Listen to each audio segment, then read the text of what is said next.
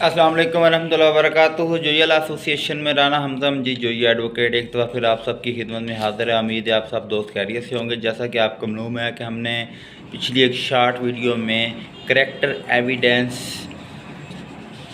के मतलब छोटा सा स्टडी किया था। 1 मिनट की शार्ट वीडियो बनाई थी। इसकी आर्टिकल के बारे में बताया था। आर्टिकल क्या कौन कौन से हैं और जो करैक्टर एविडेंस होती है वो इंसान का करैक्टर पर होती है, उसका करैक्टर देखकर होती है। अब इसको हम डिटेल से पढ़ेंगे। क्वेश्चन कैसे पूछा जा सकता है, can evidence of bad character of accused be given in criminal case, how far character of party is relevant in civil cases.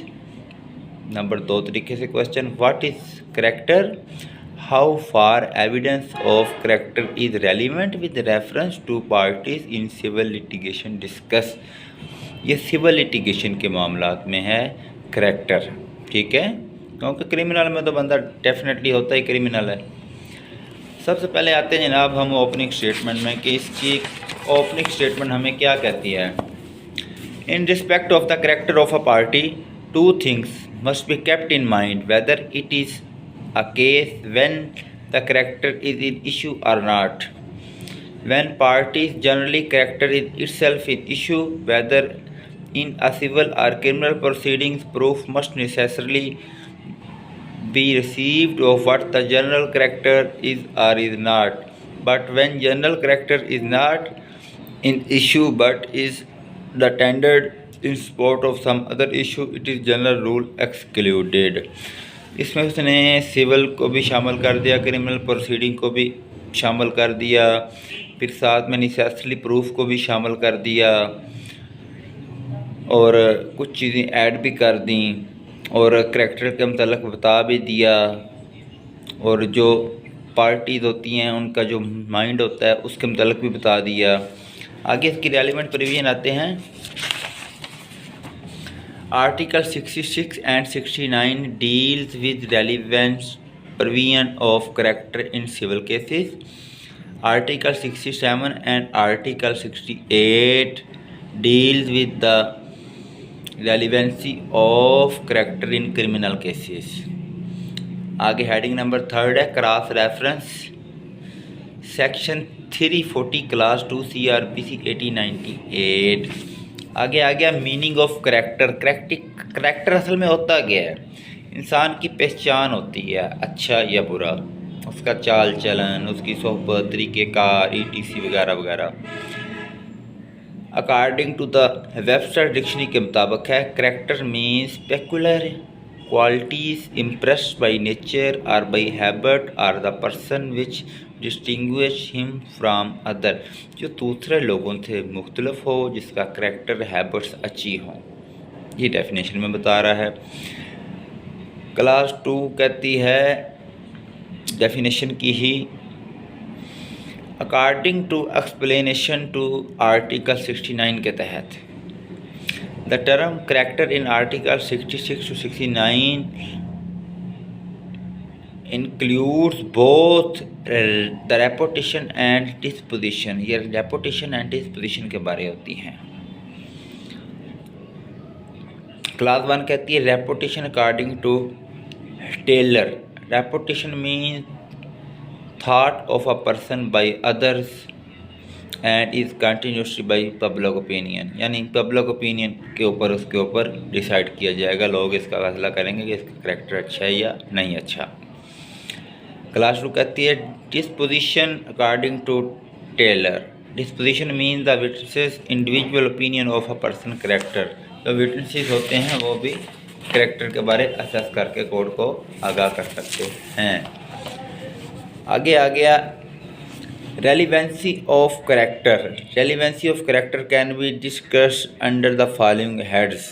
Class 1 relevancy of character regarding the civil cases. Class 2 relevancy of character regarding criminal cases.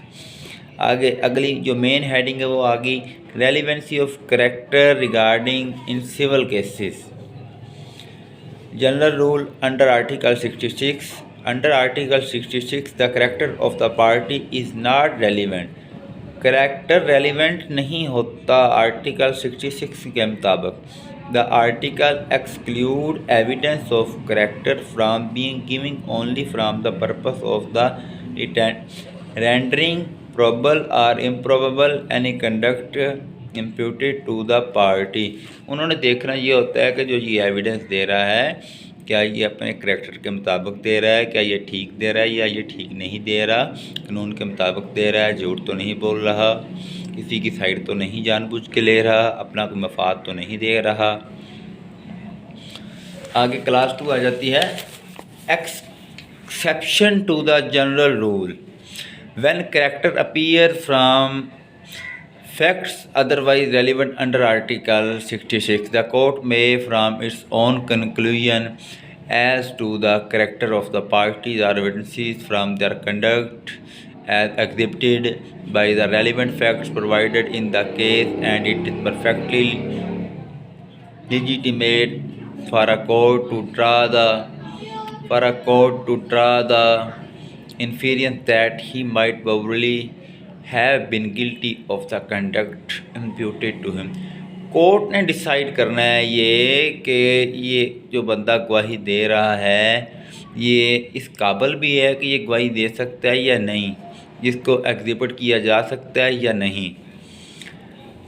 आगे इसकी अगली जो main heading आ जाएगी वो अगली main heading इसकी आ जाएगी article 67 good character of accused is relevant. Class 1 है evidential value of good character of accused. अगर कोई शख्स मुल्ज़म है तो उसका करैक्टर अच्छा है तो उसकी एविडेंशियल वैल्यू की क्या अहमियत होगी। In criminal cases good character of the accused is always treated as a relevant fact. उस रेलिवेंट फैक्ट के मुताबिक डील किया जाएगा जो क्रिमिनल केसेस में होगा। If the case is clearly established against the accused, evidence of good character will not carry any weight, but in doubt cases such evidence is of great importance since it strengthens the presumption of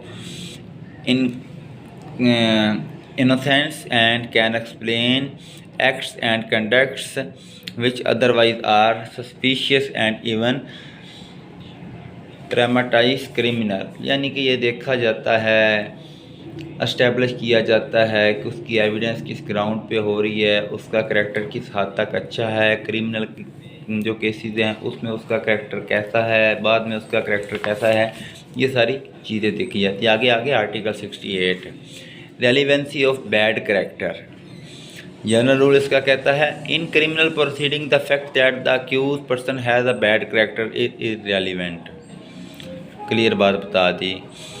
class 2 principle evidence of bad character is a general excluded as it tending to prejudice the accused whose guilt must be established by proof of the fact and not be presumption to be raised from the character which he bear. जो उसके ऊपर charge लगा हुआ है, accused लगा हुआ है, वो साबित करना ज़रूरी है, उसका करैक्टर देखना ज़रूरी नहीं है। आगे आ जाते हैं जनाब हम करैक्टर के ऊपर। एक अथॉरिटी है Mangal Singh versus the state of MB AIR 1957 where the previous conviction is relevant. Under the second explanation of Article 68, a previous conviction is made relevant as evidence of bad character। जो previous conviction होगी वो भी उसके character को bad साबित करेगी। फिर final statement आ जाएगी वही the pith and marrow of all the previous discussion there is no outrun truth shows that, यानी कि जो कुछ मैंने पीछे बयान कर दिया गया है वो सब सच्चाई पर मबनी है, उसमें किसी किस्म का कोई शक शुबा कोई गुंजाइश नहीं है। देन जी अगले लेक्चर तक लिए इजाज़त दीजिएगा। जोया लॉ एसोसिएशन की तरफ से राना हमदम जी जो एक तरफ से अस्सलाम वालेकुम, पाकिस्तान जिंदाबाद।